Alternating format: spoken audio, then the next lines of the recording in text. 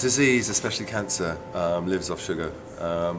So anybody who has any form of disease, especially cancer, needs to avoid all sugars. That's not just refined sugar, that's all fructoses. What like? All fructoses, so anything ending in ose, so maltose, lactose, glucose, fructose.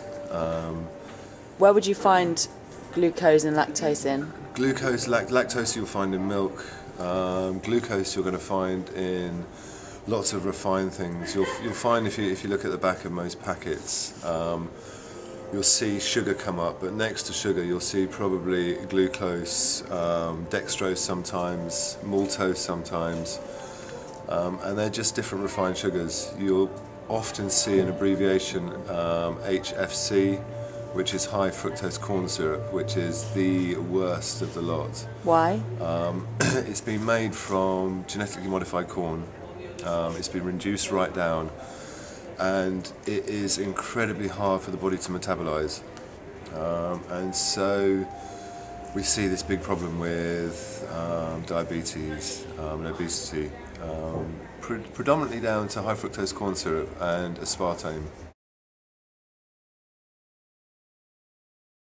If you've got any refined sugar in your cupboards, put it in the bin immediately. It's terrible stuff. It's got this association with, how I see it is pretty much everybody in this country is addicted to it, age 2. It's in everything across the board. So we've got this huge problem with diabetes, obesity, but on top of that, it's all this emotional stuff that's attached to it. Everyone's like, be a good girl and you can have this, you know, from the age of 2. So it's got all this love and this emotion that's carried with it. So not only people have got to get off these sugars, they've got to look at all the emotional stuff behind it. My alternatives to sugar are really low glycemic index sugars. So we're using things like agave, which comes from Mexican blue cactus. And it's really low glycemic index, it's around 35. Other than that, I love maple syrup, that comes in around 40. Raw honey is amazing, they vary between sort of 35 and 45 depending on which bees have,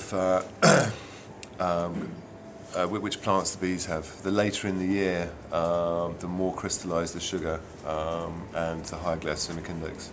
What about coconut sugar? Coconut sugar, I was just about to get to that one. Oh, okay. That's my favourite of the lot. It's round about 30. It's made from the nectar of the blossom of the coconut tree. And it is amazing. It's got this burnt, nutty flavour. It's great.